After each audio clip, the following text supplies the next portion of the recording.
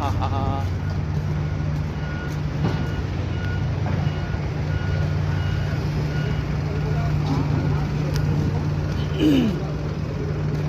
Guys, মালদ্বীপের বাজার সবজি মার্কেটের কাছে এখানে রোডের কাম চলতেছে। মালদ্বীপ মালে থেকে বলছি, মালদ্বীপ ইসমাইল। এখন বাজারের সামনে সবজি মার্কেট এবং কি যেগুলো আছে এগুলোর সামনে ইয়ার কাজ চলতে আছে, রোডের কামগুলো চলতে আছে। সব হয়েছে আমাদের বাংলাদেশি, আর বাংলাদেশের ভিতরে হচ্ছে এইগুলা কাজগুলো করতেছে, সব হয়েছে বাংলাদেশি আমাদের। দেখতে পাচ্ছেন এটি হইলে বড় বড় লরি পানির কেস নিয়ে আসছে।